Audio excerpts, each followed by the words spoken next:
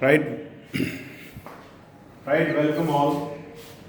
In our previous classes, I taught you the uses of want to, and today we are going to learn about wanted to.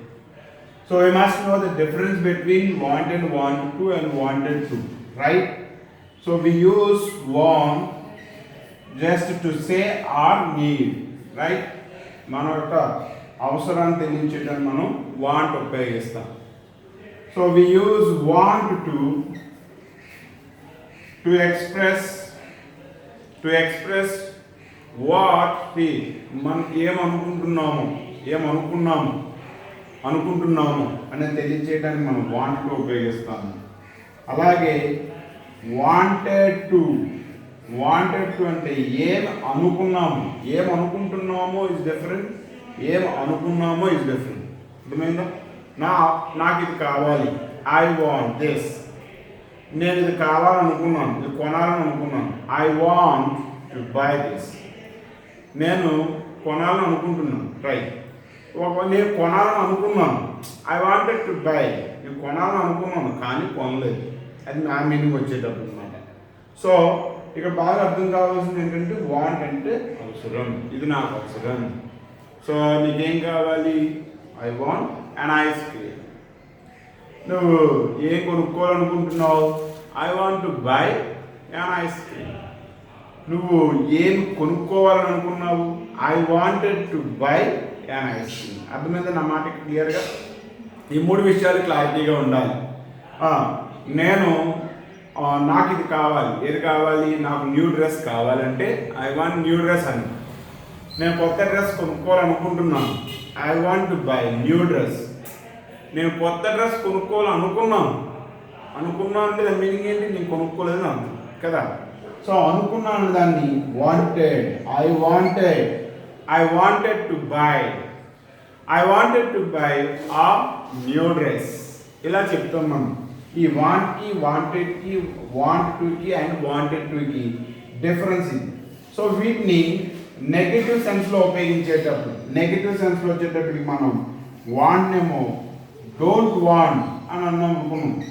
Don't want, I don't want this, I don't want to by, I don't want to by this new dress. And దీన్ని wanted to నేను ఎప్పుడు చెప్పేటప్పుడు I didn't want అన్నది, I didn't want అన్నది, I didn't want to అన్నది. ఇది కొద్దిగా కన్ఫ్యూజన్గా ఉంటుంది కానీ అర్థం చేసుకోవడం ప్రయత్నించేయండి. వాంట్ అంటే నాకు కావాలి, ఐ డోంట్ వాంట్ అంటే నాకు వద్దు. వాంట్ టు అనేది మనం అనుకుంటున్నాం, నేను కొనాలనుకుంటున్నాను, ఐ వాంట్ టు బై. నేను కొనాలని అనుకుంటలేదు, I don't want to buy. ఇప్పుడు వాంటెడ్ టు అనేది నేను కొనాలని అనుకున్నాను, నేను ఇది చదవాలనుకున్నాను, ఐ వాంటెడ్ టు రీడ్. నేను ఇక్కడ టైం స్పెండ్ చేయాలనుకున్నాను, I wanted to spend time over here. నేను ఇక్కడ చాలా టైం స్పెండ్ చేయాలనుకున్నాను కానీ స్పెండ్ చేయలేకపోయానని అర్థమన్నమాట. నేను మా గ్రాండ్ మదర్ని చూద్దాం అనుకున్నాను, I wanted to see my grandmother. ఇక్కడ అనుకున్నానంటే ఆ పని జరగలేదని అర్థం.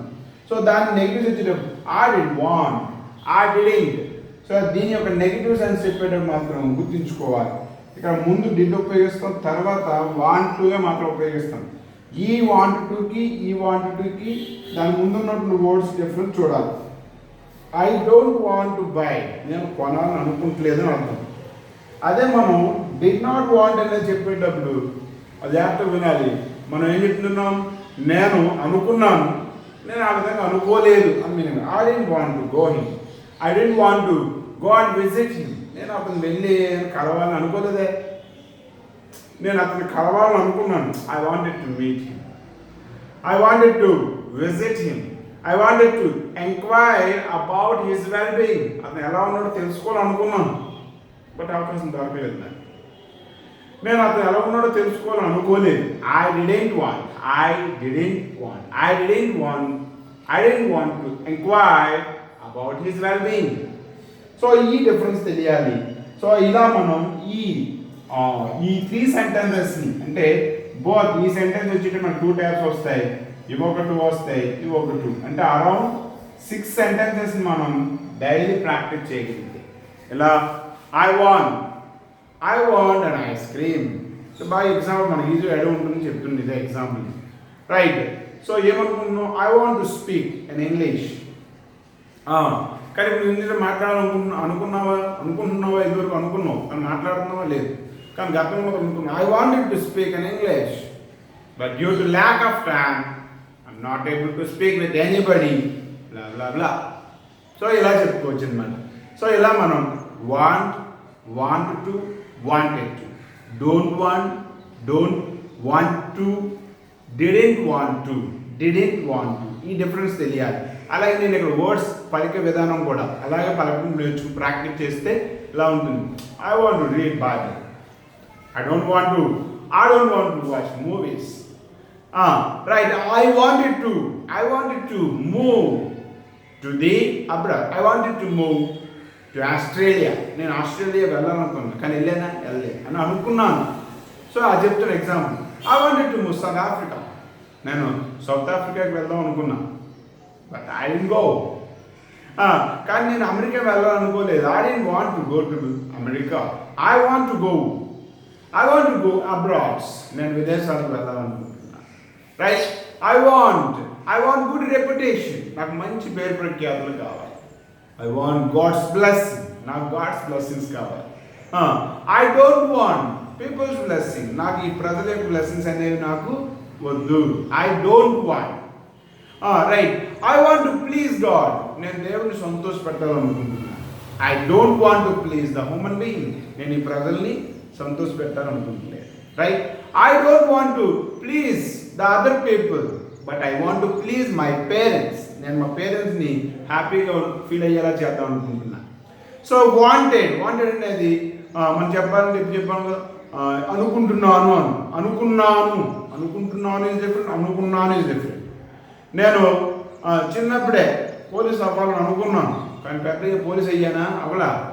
కాబట్టి I wanted to become a police when I was 9 years old. నేను 10 సంవత్సరాల వయసు ఉన్నప్పుడు పోలీస్ అవ్వాలనుకున్నాను. I wanted to become a police officer. So ఇలా మనం వాంట్ని డోంట్ వాంట్ని, వాంట్ టుని డోంట్ వాంట్ టుని, అలాగే వాంటెడ్ని డోంట్ వాంట్ టుని ఈ వీటిని ప్రాక్టీస్ చేయాలి. బాగా ప్రాక్టీస్ చేసి సెంటెన్సెస్ ఫామ్ చేయగలిగితే మనం ఆన్సర్ చేయగలుగుతాం. దేనికి కానీ ఖచ్చితంగా ఈరోజు వచ్చిన వర్క్షీట్ పంపిస్తా. ఆ వర్క్షీట్లో మీరు ఓన్గా ఆన్సర్ చేయడానికి ప్రయత్నం చేయండి.